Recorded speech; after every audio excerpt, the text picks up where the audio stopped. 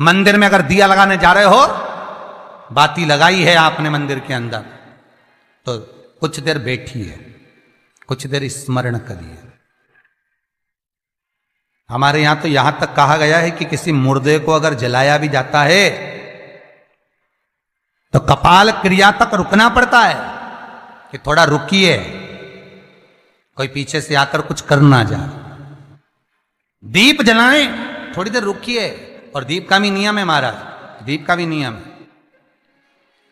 दिए में जो फूल बत्ती लगती है, गोल बत्ती लगती है, गोल वाली, ये बत्ती हमेशा कोई विष्णु भगवान की पूजन कर रहे हो, शिव जी की पूजन कर रहे हो, कोई अन्य देवता का अगर आप स्मरण कर रहे हो तो गोल बत्ती लगाई जाती है। भगवान के मंदिर में पूजन कर रहे हो तो गोल बत्ती लगाएं।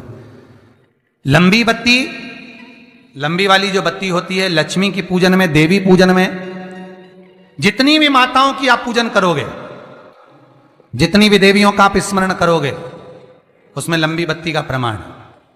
पितरों की पूजन में लंबी बत्ती का प्रमाण है। पितरों को कभी गोल बत्ती नहीं लगती। आप मटके के पास में, परिंदे के पास में, जल के पात्र के पास में कोई भी अगर दिया लगाएंगे तो वहां गोल बत्ती रखकर लगाएंगे तो घर में लक्ष्मी नहीं टिकेगी। कई लोग कहते हैं कि परिंदे के पास, मटके के पास में, पानी के स्रोत के पास में जहां जल भरते हैं, हंडा रखते हैं, टंकी रखते हैं, वहां पर मटके के पास बत्ती लगाओ, दिया लगाओ, पितर शांत रहेंगे। तो पितरों को शांत करो, मना नहीं है, पर दिया लगाने का नियम है कि पितरों को अगर आप दिया लगा रही हो मटके के पास, परिंदे के पास, या अमावस्या के दिन पितरों के लिए अगर दीप लगा रही हो तो गोल बत्ती अगर लगाओगी तो कार्य कभी सफल नहीं होगा। धन आएगा जाएगा, टिकेगा नहीं। इसलिए पितरों के लिए अगर दिया लगाना है, पूर्वजों के लिए दिया लगाना है, पितरों के लिए अगर दीप लगाना है तो लंबी बत्ती लगाइए, लंबी बत्ती।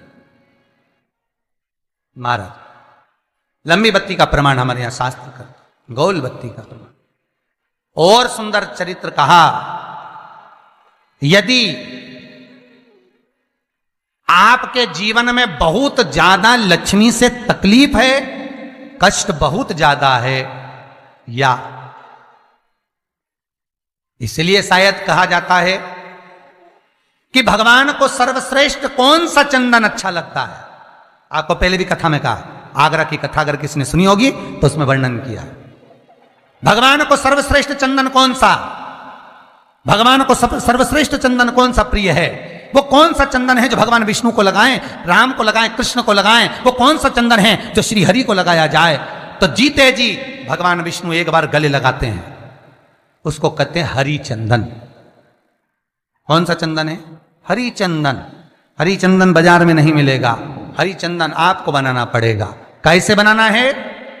तुलसी जब सूख जाए उसकी जड़ को निकाल लिया जाए, वो जड़ को पानी में धो लिया जाए, धोने के बाद उसको सिलबट्टे पर, पत्थर पर घिसा जाए और घिसकर उसमें थोड़ा सा कुंकू, रोली डालकर तैयार कर कर जो भगवान विष्णु के मस्तक पर, कृष्ण राम के मस्तक पर लगा देते हैं और उसकी एक बिंदी अपने हृदय पे लगा लेते हैं। जीते जी भगवान एक बार उसको गले लगाते ही हैं। हरि चंदन प्रियता। जैसे शिव महापुराण में रुद्र चंदन का भाव है, शिव महापुराण में रुद्र चंदन का प्रमाण दिया जाता है। अगर आपने लिंग पुराण पढ़ी हो तो उसका 5वां स्कंद अवश्य पढ़िएगा महाराज। और शिव महापुराण अगर पढ़ रहे हो तो उसका कुमार खंड पढ़िएगा, जिसमें रुद्र चंदन का प्रमाण है। रुद्र चंदन कैसा? रुद्र चंदन का प्रमाण कैसा? तो महाराज कहा, चंदन घिसकर, पीला चंदन घिसकर उस चंदन को 3 मुखी रुद्राक्ष पर लपेट लिया जाता है। 3 मुखी रुद्राक्ष पर उस चंदन को लपेटा जाता है। लपेटोगे उसके बाद उसको ऐसा गोल करोगे तो एकदम चिकना हो जाएगा, एकदम चिकना, ठीक है, एकदम चिकना हो जाएगा। और उस चंदन को आप शिवरात्रि के दिन, और कोई से भी महीने की शिवरात्रि, किसी भी महीने की हो, सब फलदायी होती है। अगर आप पंचांग में देखेंगे तो शिवरात्रि लिखी हुई आती है, हर महीने शिवरात्रि पड़ती है। किसी भी महीने की शिवरात्रि पर रुद्र चंदन, अर्थात जो चंदन का आपने 3 मुखी रुद्राक्ष में लेपन करा है, उसका गोला बनाया है, वो चंदन अच्छा मोटा मोटा कर लेना, अच्छा बढ़िया, ऐसा नहीं कि थोड़ा बहुत ही लगाओ, पूरा रुद्राक्ष दिखना नहीं चाहिए, पूरा लपेट कर उसको शंकर के शिवलिंग पर ले जाकर रख दीजिए और फिर धीरे धीरे शंकर भगवान का जल अभिषेक करना प्रारंभ कर दीजिए। वो चंदन पूरा धीरे धीरे शंकर के शिवलिंग पर डलना चाहिए। शंकर के मूल मंत्र श्री शिवाय नमस्तुभ्यम का जाप करिए। यह कहलाता है रुद्र चंदन। इस चंदन के अभिषेक से महाराज जो काम नहीं होता आप कर कर उस कार्य को प्राप्त कर सकते हो, सिद्ध कर सकते हो। रुद्र चंदन, हरि चंदन, रुद्र चंदन, ये वो चंदन है जो जीवन का सुख प्रदान करने वाले, हरि तत्व देने।